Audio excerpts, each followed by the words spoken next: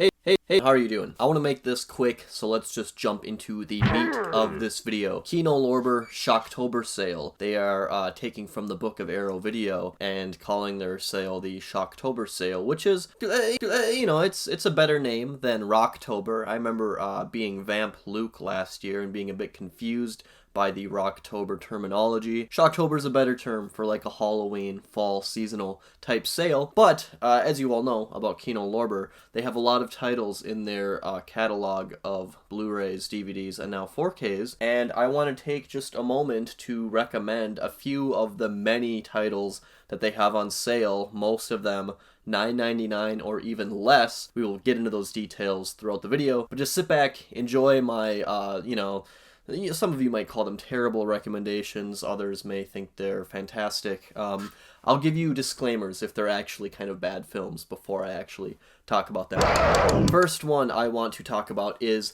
The Card Player, directed by Dario Argento, and this film came out in 2004, I think. And if you know anything about Dario, his golden age of films were in the 70s and the early 80s for the most part. People don't usually talk about his 2000s work very much, and kind of for good reason, but this was one of my 420 movies this year, one of two films, and this was the perfect choice for that. This is a hilarious movie. It's a sort of, giallo mystery film that I'm pretty sure takes place somewhere in Europe. It's about some like online poker player who is challenging the police department to games of poker or something, some sort of video poker, and whoever wins basically determines if the woman or person that the murderer has in their lair gets killed or not. That was a horrible explanation. I am so sorry. And this is a film that I just, it's bad. It's really goofy.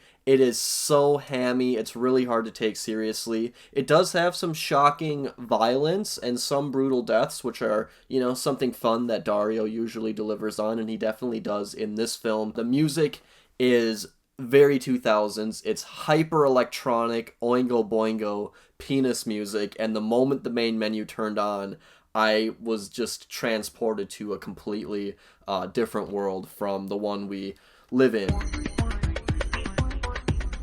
It's dumb, it's bad, but if you want to see the trajectory of Dario's career and the type of stuff he was making in the 2000s, then you should definitely check out The Card Player. I'll call it like a sort of guilty pleasure type film. I had an incredibly fun time watching this film, and one of the things I love most about The Card Player is the way that it integrates like computers in the internet and I guess online gaming, because 2004, that very much was still, online gaming wasn't as fine-tuned as it is nowadays. So just the way that this film portrays what online gaming is like is really funny, and it's just so 2000s. It's very similar to if you've seen Swordfish, the film with like Hugh Jackman and Halle Berry from the early 2000s. It kind of has the same sort of vibe and aesthetic towards the internet and towards gaming and computers and just programming and everything that film has, and that just makes it feel really dated but really fun and goofy in a wonderful way. It's definitely a piece of history. It's definitely a product of its time, and I love it for that, and it is really, really fun to watch, and I would highly recommend it to any Dario Argento fan, anyone who likes a good giallo or a mystery movie, and, a movie that they want to laugh at, maybe unintentionally. So yes, The Card Player, I really like it, and you might be able to snag it with the slip. I really like the slip cover that came with it, and this one is actually on sale right now for $8.99, so it's pretty cheap. Definitely grab it now while you can. Okay, we have another kind of bad movie here. This is the cheapest one, I believe, that's on sale right now. For $6.49, you can secure Firebirds with Nick Cage, Tommy Lee Jones, and Sean Young. This film came out, I think, 4 years or so after Top Gun, and it very much seems like a sort of Hollywood Top Gun clone, but it's about tiger helis or helicopter pilots instead. Nick Cage playing the sort of maverick Tom Cruise character, and it's just a really, really corny, overly patriotic, overly, hell yeah, we got the bad guys type of movie. I was really hoping that they would reference this film in The Unbearable Weight of Massive Talent.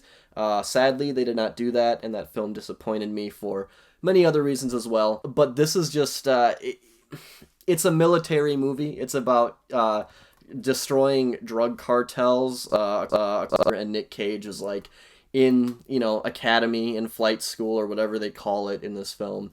Tommy Lee Jones is his sort of like drill sergeant instructor type character, so they have a lot of like really over the top and ridiculous banter, and it's just a really, again, a movie that is just so dated at this point in time, but it's just really fun to watch, and it just has actors in it that I enjoy, their screen presence. I like all three of the stars in this film, and it's fun. It's a dumb movie, it's really corny and cheesy, but it's a lot of fun to watch, I think, and it's only 86 minutes. I mean, it is a quick watch, and there is a audio commentary from the director on this disc, which I did not listen to, but that'd be interesting. I'd be really curious to see what the filmmaker behind this film had to say about it, in retrospect. So yeah. Okay, now I'm going to recommend a movie that I think is actually a pretty good film. It's a good psychological thriller. It's called The Man Who Haunted Himself, starring Roger Moore. I noticed that Kino Lorber has a lot of Roger Moore films in their back catalog, which is really fun because, like most people probably, and most people my age, you probably only really know Roger Moore in the 007 role. I watched those films a lot growing up and as a kid, and so being able to, like, at this, time in my life, find films that he was in that are not 007, and films like this that came out before 007, this came out in 1970, it's really interesting and really exciting, not seeing Roger Moore put on the, suave 007 shtick, for a character, and this is a fun film. I can't recall too many of the plot details, but Roger Moore is playing a sort of corporate businessman, and he is slowly beginning to realize that somebody is, acting as him. He has a doppelganger, or someone that's trying to frame him, and he starts,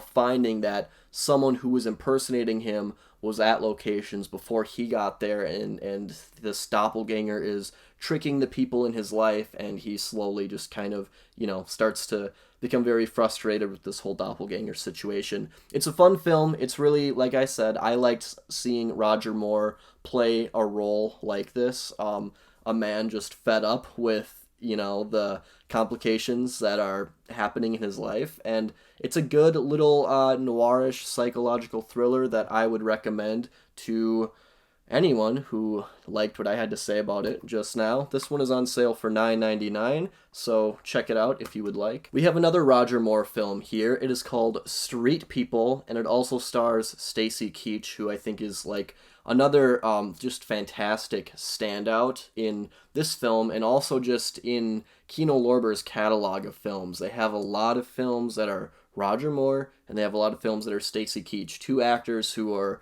kind of the same era and same age, who Stacy Keach, wasn't ever in a big role like 007, but I had always seen him in roles that were, more from like the 2000s and like 2010s and stuff like that. So I've really been excited and just happy to go back and look at his career in the 70s and the 80s, and he probably was working in the 60s as well. But this is a Euro crime thriller. It's Italian directed. Roger Moore is like a detective or a cop or something. I think he's more of like a private investigator. And Stacy Keach is his like partner in crime. And, it's a pretty generic like action thriller from 1976, but I thought the chemistry between the two was really fantastic. Again, fun to see Roger Moore in a role that's not 007, but something kind of similar to 007 in this film, if I'm being quite honest. And Stacy Keach, really just a scene stealer. He is so much fun in this film. There's so much charm, and it's just, there's a really good car chase in this too. Or maybe it's not really good. Maybe it's just really long.